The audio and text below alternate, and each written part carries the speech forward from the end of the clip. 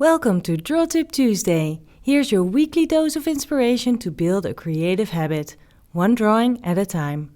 Brought to you by Sketchbook Skool.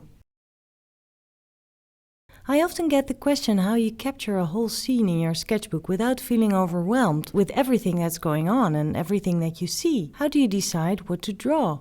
Where do you start? Well, here's a trick I learned from Miguel Herranz. Capture a scene without drawing the whole scene. So you pick a few things that catch your attention. It can be a cactus in a corner, the water cooler, dishes that are stacked up. This one is obviously in a place where I had a coffee, so I made that cup quite prominent on the page.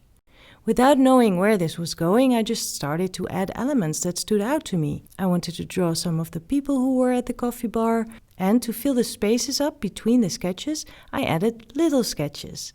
By filling the rest of the white space with black inky strokes, it's all pulled together as a whole. Even if it's just a tiny little drawing of a plant or kind of a random scribble of the owner of the bar, all those things together tell the story of the place and the moment and the scene. Here's another example. I did the same thing when I was on a train. On a train, you know at least how much time you have until the next stop. So that's the time you will have to draw someone, for example.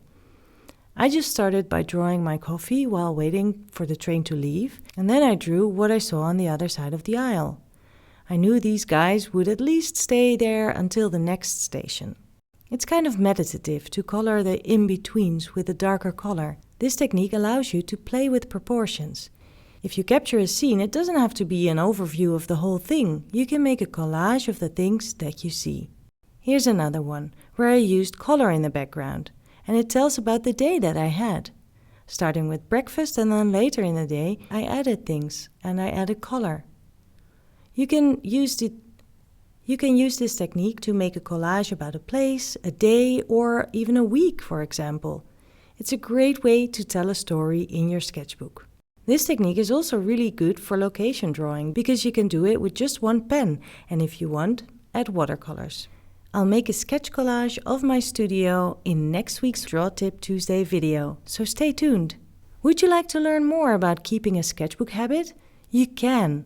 In Sketchbook Skool we have all sorts of classes that fit all skill levels. Go to sketchbookskool.com and sign up for a class today.